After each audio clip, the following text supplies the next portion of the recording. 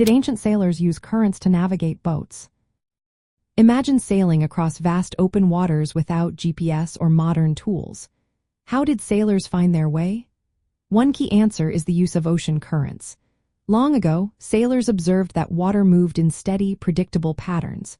These flows, called currents, act like underwater rivers, guiding ships along their routes. They noticed that some currents were warm and others cold, which helped them identify where they were.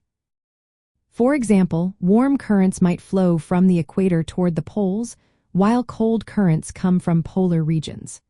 Sailors also looked at water color changes caused by algae or floating seaweed, which often marked the edges of currents. They combined this with other natural signs. Wind patterns, wave directions, and even the presence of certain sea creatures like whales or schools of fish helped them figure out their location. Polynesian navigators, for instance, used detailed knowledge of currents along with wave types and seasonal weather to travel thousands of miles across the Pacific Ocean.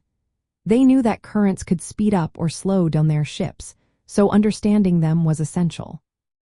Sailors also used a method called dead reckoning, where they estimated their position based on their speed, direction, and time traveled.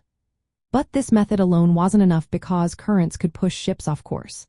Knowing where the currents flowed allowed sailors to plan their routes better, saving time and avoiding dangerous areas. They would choose routes that took advantage of favorable currents and steer clear of ones that could slow them down or cause trouble. Using currents was like having a natural guide.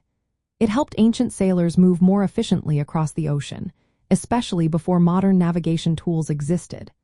They relied on their observations and understanding of the sea to stay on course. Today, we still study tides and currents because they remain as vital in navigation. So yes, ancient sailors definitely used currents to help steer their boats and reach their destinations safely.